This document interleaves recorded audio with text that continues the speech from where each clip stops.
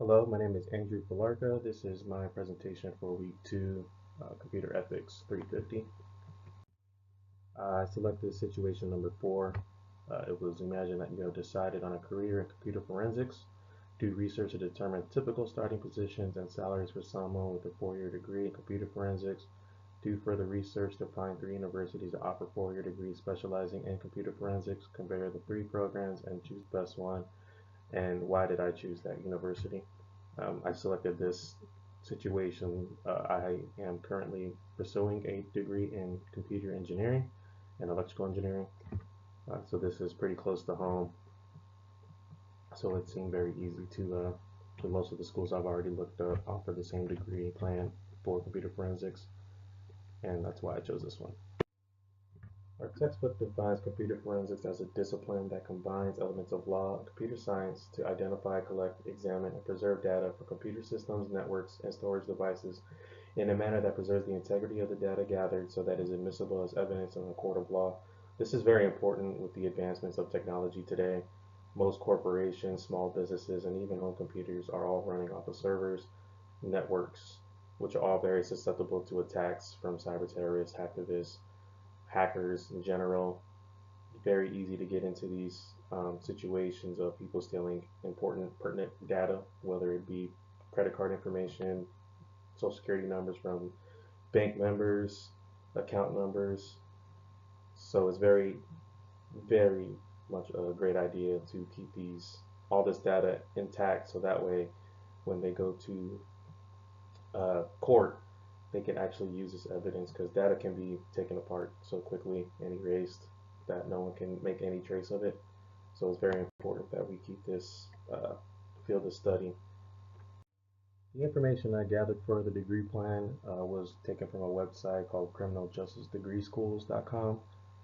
They stated that you must obtain a bachelor's degree in computer forensics, internet security, or cybercrime.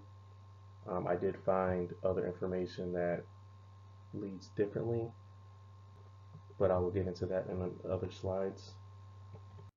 This information was also from the same website, criminaljustice.degreeschools.com, and the expected jobs or job areas for a degree in computer forensics from a university is law enforcement, whether it be local police, state police, troopers, or as well as federal and government DoD type contracts.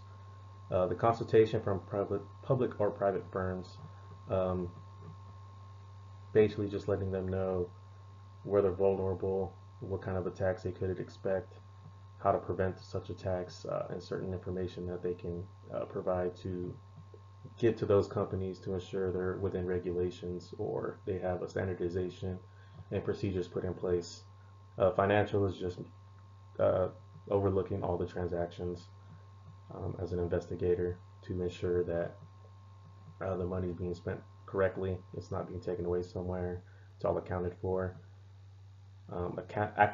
Academic, excuse me, is just for research. So as I mentioned earlier, the growing technology, certain things are led to be more vulnerable with software updates, whether you're running an antivirus or anything like that. There are still attacks that can occur within those software coding, because it's hundreds of millions of written code, and it's very easy to get a virus or Trojan horse or something inside one of those programs as an update that you might not even notice, whether it's your home computer or a business server. It's very easy for hackers to get into that, and they know the workarounds to get into it. The information I received on the salary I got from Indeed.com, which is a job search website, and this was the numbers that they gave me from that website, which was about $55,236 per year to about $113,354, with a median salary of about $75,000, $76,000. I didn't put in the decimals in these slides. I just kind of rounded up just to get a brief overview of the price or salary range. Excuse me. I did see that the low 10% of this job was about $43,200, and the top 10%, excuse me, was 119, 120,000. per year, which shows a competitive range. And I can only assume experience, time in the job, and everything like that was a big factor. I don't think a further degree was much of that. So we will continue on. The colleges I looked up, which is from that other website, Criminal Justice Degrees. I selected the top school, and then I just kind of looked at two other schools that from Southern California that were a little closer to home, just because I know the colleges and what they offer. And looking into Purdue University, they did offer a bachelor's degree um, for computer science, computer engineering, and information technology. Looking further into it, and even looking through the other schools I found on that website, most of the degree plans are for bachelor's only, and the field of computer cyber forensics was for master's programs. There wasn't any direct computer forensics bachelor's degree, and I assume that's because there's a little bit of accounting involved, and that's not really a computer science major course of study. Looking up University of California, Riverside, this is the same thing, bachelor's degree in computer science and computer engineering, and the computer forensics program was for a master's program. And looking at University of California at Los Angeles, UCLA, same thing there as Purdue University, to offer the bachelor's degree in computer science, computer engineering, and information technology. And the computer cyber forensics is a graduate level program. And even with University of California, as well as University of California, Riverside and Los Angeles, excuse me, they were both cybersecurity and not technically cyber forensics. Purdue University actually had a master's degree program for computer forensics. And looking up those courses, it was why that accounting was part of the job or course description, and a lot of those classes. The reading in the book, it even says that it's preferable to have some sort of accounting background with that type of degree. Just helps smooth along the process, and it's easier to detect certain discrepancies that may occur during that look. Some of the deciding factors I went with in selecting one of these schools wasn't too many. I'm pretty simple. I am a veteran. I spent 6 years in the Navy, so I do have a GI Bill waiting for me. So tuition wasn't really too much of a factor for me, just because the GI Bill will cover it. And looking through the schools, I was looking to make sure that the GI Bill was accepted at that particular school, which all three universities were, as are most. There's very few that I looked up that didn't make the top three selections. That still did not offer a GI Bill, but it was very rare occasions, and I'm not even sure of the credibility of some of those schools.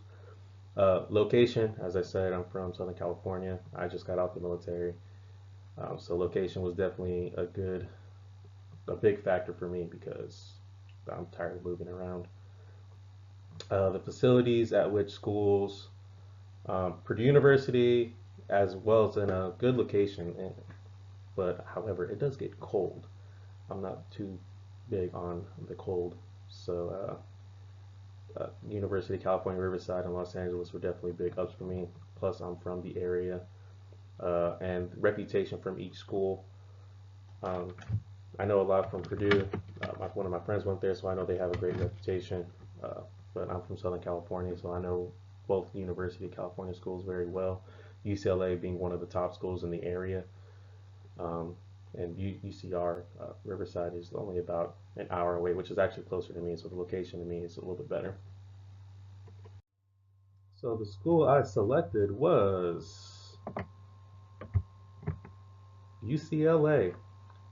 As I mentioned, I am from Southern California, so I know UCLA very well. I know the area, I know the campus, so it was a big factor for me. I'm also a huge UCLA fan, have been since I was a kid. I've been following all their sports programs since I can remember, and that was my final deciding factor. I would love to be a Bruin, and their degree plan, looking up the courses and everything, looked very solid. and an institution that I would love to be a part of and be an alumni from. This concludes my presentation for this week. Thank you very much.